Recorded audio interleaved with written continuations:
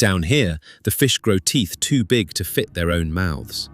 In the emptiest, coldest water on Earth, the bodies don't get simpler, they get worse.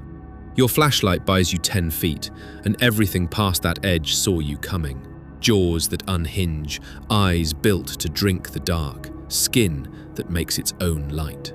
You think the worst of it waits at the bottom. It doesn't, so keep the beam steady and don't look away. Because down here, the monsters are only the beginning. Here's what nobody tells you about the ocean. It doesn't get safer as it empties out. It gets worse. Past the last of the sunlight, the water goes black, the cold settles a few degrees above freezing, and the food nearly vanishes. By every rule you know, that should mean less life, smaller, gentler, simpler. Instead, the bodies come back armed. The harsher it gets down here, the more monstrous the thing the ocean builds. So here's the question to keep in your beam the whole way down. If the ocean builds a worse monster at every depth, what's left alive at the very bottom? We're going to drop down this wall one monster at a time, and the thing that'll stay with you isn't the bottom of the descent, it's what the bottom turns out to be. Start near the top of the dark, where your beam still has a wall to follow. The first thing the light catches is the monster you already expected, a face like a bear trap, a mouth crowded with glassy, inward curving teeth, and rising off its forehead on a thin stalk, a single bead of cold blue light. This is the anglerfish, the creature your brain reaches for the second someone says deep sea. And almost everything you picture about it is right, except the part that matters. That glowing lure isn't decoration. It's the anglerfish's answer to the one rule that governs everything down here. Food is desperately rare, and you never see it coming. The ocean is vast, prey is scattered thin across all that dark, and a meal might drift past a waiting mouth just once a month. So how do you eat when the next meal might be weeks away? You grow a light in the blackness and wait. Finding a mate in all that black is its own kind of impossible, and the anglerfish's answer to that is stranger still. In many of these deep-sea anglerfish, the male is a tiny fraction of the female's size. He finds her in the black, bites down, and never lets go. His skin fuses to hers, their bloodstreams merge, and he slowly dissolves. Eyes gone, fins gone, organs gone, until he's little more than a pair of testes plumbed into her body. It's the most committed relationship in the ocean, and only one of them is technically still alive. One female can carry 6 of them at once. And the anglerfish is the one you were ready for. Drop past it and the question only sharpens. How much worse does the ocean get before the wall finally runs out? But here's what I left out at the top. Somewhere down this wall, the monsters stop, and not for the reason you'd think. There are still miles of ocean below the point where they vanish. Something about the deep quietly changes the rules. Hold on to that. First, watch how strange it gets on the way down. Kill your light for a second. You'd expect pure black. Instead, the dark is full of sparks. When researchers actually counted the animals drifting through the deep, they found that about 3 out of every 4 make their own light. Let that sink in. Which means down here, the creature that doesn't glow is the odd one out, the deep-sea equivalent of the one dark window on the street. Down here, light isn't rare, it's the main language. A flash can mean mate or stay back, or it can be a flat-out lie, bait like the anglerfish's lure, glowing exactly where a mouth is waiting. An entire ocean talking in light, where some of the sentences are traps. Then there's the fish that took the food problem to its grotesque logical end, the black swallower. It's smaller than your forearm, but its stomach unhinges like a snake's jaw, and it can swallow prey more than twice its own length and around 10 times its own weight. A whole fish folded into a body that has no business holding it. When the next meal might be weeks away, the rule is simple: never say no. The black swallower is the deep sea's competitive eating champion. The only problem is that it sometimes takes on more than it can digest.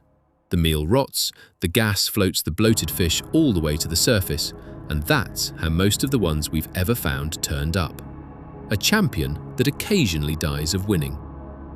Now go the other way. Bigger. In the cold and the dark, some animals don't shrink, they balloon. The little armored woodlouse under your flower pot has a deep-sea cousin the length of a house cat, the giant isopod. Good luck flicking that one away. And the largest of all of them barely seems possible. The colossal squid is the heaviest invertebrate alive, up to about 495 kilograms, the weight of a grand piano sinking through the black. Its eyes are the largest of any animal alive today, each one about the size of a soccer ball, built to catch the last faint scraps of light in a world that has almost none. And then you keep dropping, past the squid, past the giants, down to where the wall finally bottoms out. And this is the part the whole descent has been hiding. The monster's thin. Below, somewhere around 7,000 to 8,000 meters, the big teeth and the huge jaws simply stop turning up. The deepest fish anyone has ever filmed isn't a kraken. It's a small, pale, almost see-through thing the size of your palm, hanging in the water at 8,336 meters. A snailfish. Turn Mount Everest upside down and sink it point first into that trench, and this fish would be drifting near the buried summit, close to the absolute floor where anything with a backbone can still live. No fangs, no lure, no armor. The deepest animal alive is the gentlest thing down here. Which makes no sense at all, unless the rule you've been watching this whole descent isn't the rule you think it is. So come back to the thing your beam has been chasing this whole way down.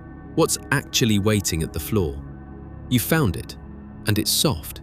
Here's the part that should stay with you. The deep didn't crown the fiercest animal.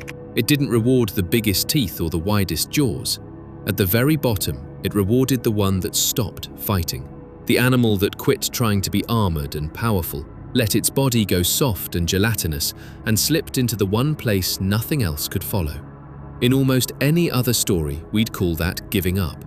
Down here, surrender is the winning move. Now, I know the obvious objection. Aren't there bigger, scarier predators, even deeper? What about the sperm whale hunting in the black a mile down? You're right that it goes there, but it doesn't live there. It dives, holds one breath, hunts, and races back up to breathe. It's a visitor. The snailfish is a resident. Nothing with a permanent address at the bottom is a monster. And the giants don't break that rule, they prove it. Gigantism shows big bodies do work in the cold and the dark, right up until the pressure grows too extreme for a heavy, toothy, big-jawed design to survive. So the rule was never the deep has no large life. It's narrower and stranger than that. Go deep enough and all that size, the muscle, the armor, the jaw, turns from an advantage into dead weight. Monstrousness has a ceiling. Build a better monster and you can ride it down, but only so far. Past that line, the only way to go deeper is to stop being one. Which leaves you with the strangest thought of the entire descent. If being a monster has a hard limit, what does it actually cost to live past the edge of it? Peel your eyes off the snailfish for a moment and look at how little of this we've actually seen. Every monster on this descent, every giant, the pale survivor at the floor, all of it comes from the tiny slivers of deep seafloor humans have ever laid eyes on. And that's less than 1,000th of 1% of it. An area about 1/10 the size of Belgium, standing in for a seabed that wraps the whole planet. Almost every monster the ocean has ever built is still down there in the dark, unseen, uncounted. So picture the wall one more time. Your beam, 10 feet of light, the black dropping away below it. Still now, nothing in the frame. Just the question you carried the whole way down.